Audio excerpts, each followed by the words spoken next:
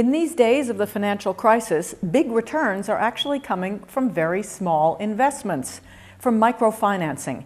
And Credit Suisse and an Insead MBA are right in the middle of it.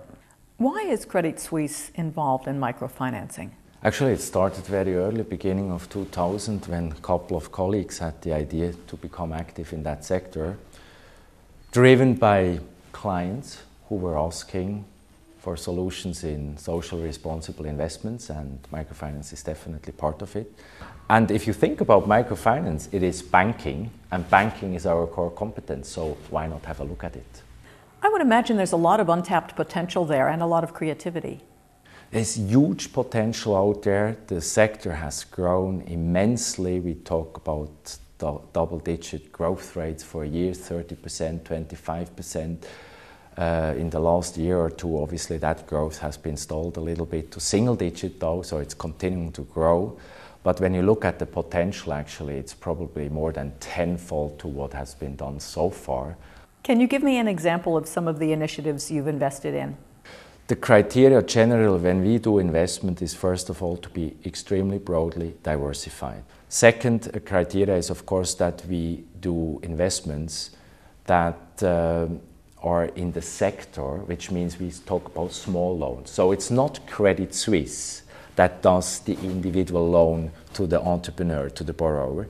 We actually refinance microfinance institutions, and they themselves then use the money and give the loans out. So it's a refinancing of successful, sustainable microfinance institutions, and we have a pretty tight process to analyze which microfinance institutions will qualify for refinancing for investments. Can you give us a little bit of detail on who some of these microfinancing institutions are? Yes, the way we approach those individual microfinance institutions is via our partner network. You have all over the world very established networks like Axiom, Opportunity, Planet Finance, etc. And through them we get the access to the individual finance institutions, microfinance institutions.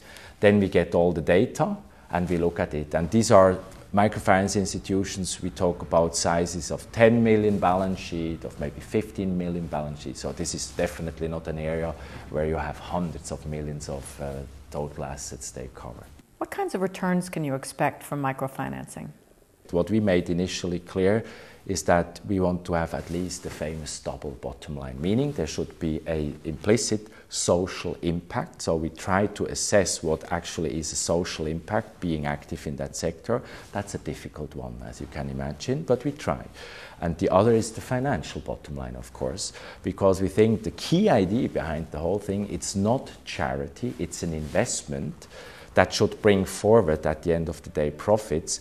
And that part of that profit should also be the investor who initially invested into our fund, into our initiative.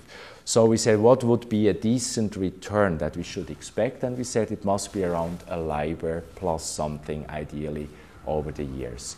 And I'm very proud to say that in the midst of the crisis, the fund we have established, our Responsibility Global Microfinance Fund, has actually returned spectacular returns relative to the LIBOR market in the midst of the crisis. So the best year actually was 2008, where we talk about 5–6% in Swiss francs return to the client, or in dollars and euro, the same level about. So that is the return to the client, which we are very proud of, that we could, even through the crisis, make sure that our risk management system in assessing the quality of those microfinance institutions has delivered positive returns. But has there been any impact from the crisis? Yes, later. 2008 actually was the year of the big crisis. 2009, obviously, we have seen some stabilizing in the markets all over the world, but there we have seen in the returns also, but not just in the returns, in the growth of the microfinance segment generally, but also in terms of complications in the market. And I tell you, we were actually quite happy to see that the market cooled down a little bit, because the growth rates of before gave us this sense, is there a hype in the market already? Is it overheated? And as you know, we all know the end of such an overheated situation. So it was rather calmed down in an orderly way due to the crisis. How much growth, how much more growth is really possible? And is this an untapped market? We talk nowadays of maybe $30 to $40 billion of credit out, and estimates go easily to 200, 300 billion for immediate potential. But with the growth, I see change of quality of the offerings, positive spillovers, so you can assume or estimate that while you grow, you actually expand the potential by further development. Let me ask a devil's advocate kind of question. Does it worry you that you might be overburdening some of these entrepreneurs with too much debt? Yes, not just in this area. This is not a feature of the developing or emerging markets area. This is a feature always when you do economic activity and coupled with debt. But it's not that microfinance is the first time instance that they are confronted with debt. I mean, the success of microfinance is exactly because they had a choice in the past between the entrepreneurs, those who need those credits or the microfinance services. They had a choice between having nothing and so do nothing and stay where you are, in misery maybe, or go to the famous cruel moneylenders, which were offering credits. But there was no in-between. And the idea of microfinance, microcredit, is exactly to go at the level where you can sustain as a service provider, as a credit provider, profitably. If not, you will fail in the market over time. But at the same time, you are not in the sector of the money lending rates. So you have to care for overburdening the clients, but they are maybe already experienced with it in the hard way because they had or have experience with money lenders. And secondly, you see also now more and more the need, what is called the credit bureaus, so that you have a control installed in the country. So what kinds of clients are investors in this? You have a bunch of clients out there. I mean, yes, you would phrase it as the majority of the investors are socially responsible investors. Investors who care not only for the famous financial return, but also for the impact of their investments. Lately, I have seen another segment coming in, or other client interest, because of the, relatively speaking, spectacular returns and the way you would position microfinance investments as an alternative investment category. And I mean, the big question always when you do portfolio management is how is the correlation of your investments?